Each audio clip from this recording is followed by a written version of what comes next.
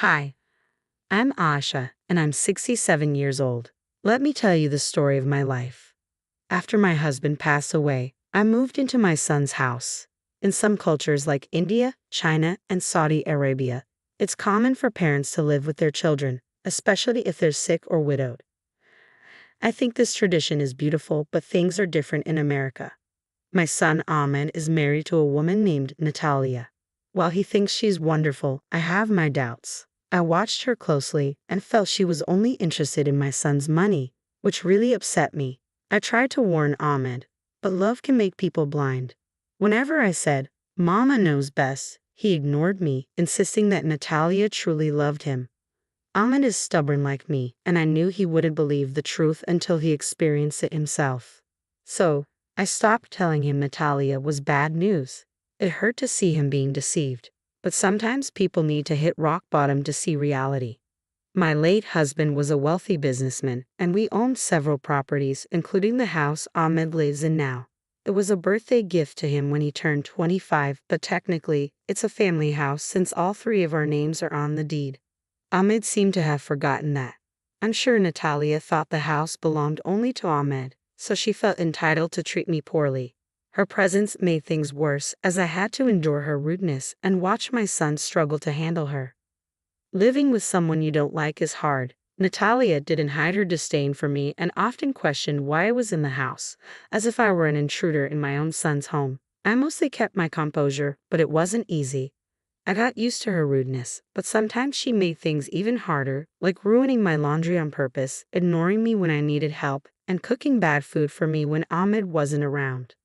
I don't let people walk all over me, so I confronted Natalia about her behavior. I wanted her to understand, but she acted innocent, like this. "Natalia, we need to talk. I've noticed your disrespectful behavior towards me. It's time we address this issue." "Oh, Aisha, what do you mean? I've always treated you with the utmost respect." "Don't play games with me, Natalia. Your actions speak louder than words. I demand an explanation. What is your problem with me?" "You're just being overly sensitive, Aisha. I'm sorry if you feel that way, but I assure you I have no ill intentions." "Enough is enough, Natalia. I won't tolerate your behavior any longer. You will respect me in our home, or there will be consequences." "Our home? I'm sure you mean your son's home. This isn't your home, Aisha. You need to get that through your head." Without dignifying her disrespectful behavior with a response, I immediately went to Ahmed to talk about the situation. I was quite upset, and my voice may have been loud. Ahmed tried to calm me down, but I wasn't ready to listen. I wanted Natalia to leave the house. "Mama, please let's talk calmly. There's no need to get so worked up." "Worked up? Ahmed, your wife is driving me crazy. I can't live like this anymore. She ruins my belongings, ignores my requests, and disrespects me at every turn. How can you let your mother be treated like this? You have to divorce that witch." "Mother, you and I both know divorce is not an option for us. I don't want to bring shame to our family. We can work things out, I promise." "Work things out?" "Ahmed, sometimes it's better to cut ties with a leech rather than let it drain the life out of you. Our happiness and well-being should be a priority." Tension filled the room, making the atmosphere heavy. Ahmed struggled to find the right words, torn between his love for Natalia and his loyalty to our family. I could see the conflict in his eyes, but I knew deep down that he cherished our mother-son bond. Despite my frustration, I took a moment to compose myself. I realized that pushing Ahmed further could strain our relationship even more. I needed to find another approach to handle this situation, to protect my son without causing irreparable damage. The following day, Ahmed called both Natalia and me to the living room to discuss our issues. He expressed his concern about the growing hostility between us and emphasized that the constant arguing needed to stop. Natalia, in her usual dramatic manner, started crying and claimed that living with me had been incredibly challenging because she felt unappreciated. I couldn't help but roll my eyes at her fake tears. I knew she was trying to manipulate Ahmed and portray herself as the victim. I spoke up, unafraid to express my thoughts. "Stop with the theatrics, Natalia. Your tears won't fool me. You're crying to pull at Ahmed's heartstrings, but I see right through your act." Ahmed, frustrated by the tension, pleaded with me to stop being unkind to Natalia. However, I stood my ground firmly, stating that Natalia was nothing but a manipulative person after his wealth and that he should seriously consider ending his marriage. Seeing an opportunity, Natalia started crying even harder, which caused Ahmed to raise his voice at me for the first time. He threatened to make me leave if I couldn't behave respectfully. My heart sank as his words stung me deeply. I couldn't believe how much Natalia had influenced him. Feeling a mix of anger and sadness, I impulsively stood up and slapped Ahmed across the face. The room fell silent as tears filled my eyes. Wow, Natalia has truly changed you, hasn't she? You never would have spoken to me like this if she wasn't here. I hope you're happy with yourself. Overwhelmed, I retreated to my room, frantically searching for the important documents left behind by my late husband. I needed to find the title deed of the house, which clearly stated that the house belonged to me, Ahmed, and his father. There was also a clause stating that if Ahmed acted rudely or disrespectfully, he would lose ownership of the house. You see, Ahmed used to be a troublesome and spoiled child. Both his father and I wanted to teach him about responsibility, so we decided to give him a house that he had to take care of. We added the clause about disrespect because we anticipated that Ahmed might lose his privileges within a year. We hoped for the best but prepared for the worst, which is why that clause was included. To our surprise, Ahmed had been responsible and maintained ownership of the house since his 25th birthday. However, that clause still held weight, and now I had to consider whether it was time to remind Ahmed of his responsibilities and the consequences of his actions. As I searched through the papers, my heart raced. Revealing this clause would undoubtedly have serious repercussions on our relationship, but I couldn't stand idly by while Natalia manipulated and controlled my son. I needed to protect him, even if it meant taking drastic measures. After hours of searching, I finally found the papers confirming the validity of the clause in the title deed. It didn't specify a time limit, which meant it remained in effect. Holding on to this information, I decided to wait for the right moment to disclose it, strategically planning my next steps. Meanwhile, I came up with another plan to expose Natalia's true nature to my son. Inspired by the true crime shows I had been watching, I decided to record my conversations with Natalia. I purchased a small recorder specifically for such moments, ensuring that I had evidence to support my claims. Mama always fights smart, my friends. A week passed, and the house was filled with uncomfortable silence and tension. The atmosphere was suffocating, and it felt like everyone was tiptoeing around. But I knew Natalia's downfall was imminent. I just needed the perfect opportunity to present itself. Then one day, I sensed that something was off, and sure enough, Natalia was the cause.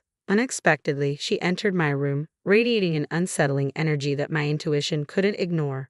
My heart raced with anticipation, and discreetly, I pressed the record button on my hidden device. I was ready to capture her true intentions. Natalia approached me with false confidence and said, "I think it's time for you to go." I maintained my composure, hiding my excitement behind a calm expression. Deep down, I knew this was the moment I had been waiting for. With the recorder capturing every word, I responded with a smile, careful to choose my words wisely. "Oh, Natalia dear, what makes you say that? Face it, old lady, you're ruining my plan." "What plan?" "I plan to take all of your son's money." "Duh, so I was right when I said you were a gold digger." "Some call it a gold digger, others call it being opportunistic." Tomato, tomato. "Wow, so these are your true colors, huh? Fascinating. You never respected me." "Why would I? I could see right through you the moment you walked into my son's life." "I guess game recognizes game, huh?" "Oh please, you think you and I are the same?" "Of course. Why else would you marry such a wealthy man?" "Because I loved him, Natalia. That's something you know nothing about, and you dare to come here and talk like a crazy person. Why are you acting as if I won't expose you to my son?" "Because I have something important to tell you, Aisha. You thought I was joking when I said it was time for you to go. Little do you know." "Spit it out, Natalia. I'm getting sick of your games. Pack your bags. I've convinced my dear old hubby to put you in an old age home." Natalia began to laugh somewhat manically. "I told you she was a witch." I let her enjoy her moment of glory because I knew that in a few seconds it would all come crashing down. Noticing my lack of response, she asked, "Why aren't you weeping?" "Did you hear me, you old hag? You're going to be locked up in a retirement home until you join your husband." "I heard you, sweetie. Don't worry." "Don't you want to know how I got Ahmed to agree?" "Well, if you must tell me. After your little scene last week, I started convincing Ahmed that you were slowly losing your mind." "What, because I slapped him?" "Yeah, well, he seems to disagree. After I told him that the behavior was not normal and that you were slowly becoming psychotic due to old age. And he believed you. I can be pretty convincing when I want to be. I told him that you also lost your mind when you lost your husband and that's why you've been mean to me. So you see, Aisha, you're no longer going to be living here. Once you're gone, it will be easy for me to sink my claws deeper into your son. By the time I am done with him, you all will have nothing. Again she finished her statements as if she had truly won, but little did she know. Nice try. What do you mean, nice try? I already won. I've got to say, if I didn't hate you so much, I might have commended your antics. Why are you acting like that? You should be shaking right now. What, you thought I was going to cry? You think that I'm as spineless as you? I don't even know what that means. Of course you don't. Girls like you don't even bother trying to expand your knowledge. You just rely on being a leech to get by, which is disgusting and pathetic. How dare you? I'm going to tell Ahmed that you hit me, and then you'll be kicked out for sure. Oh, Natalia, you still don't get it. I approached her and slapped her. Go ahead, tell him. At least you'll be telling the truth this time. You slapped me. I can get you arrested. I dare you to try, especially after what I have to reveal to you. Because when I'm done, you'll regret all the things you've said here. I revealed everything to Natalia, telling her that this entire conversation was being recorded to expose the truth. I also told her that she had no right to even attempt to kick me out of the house, considering that I was part owner. Pack your bags, Natalia, because you're no longer welcome in my house. To my surprise, she fainted in shock.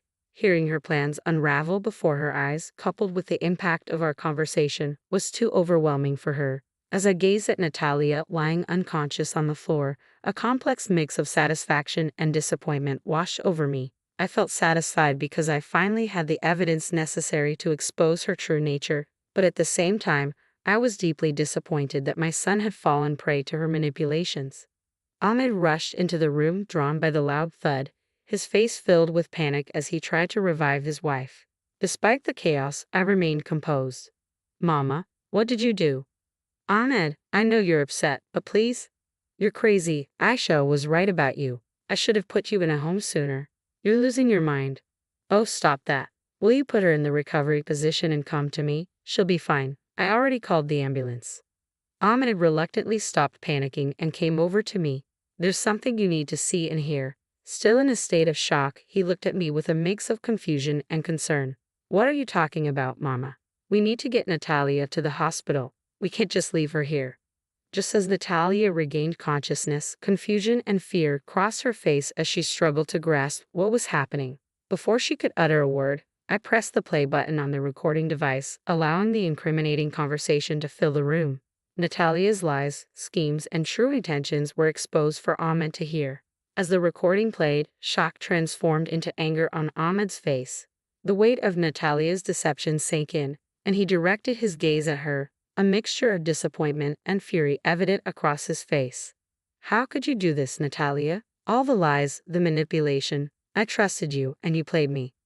Natalia, fully aware of the evidence stacked against her, struggled to come up with a believable response.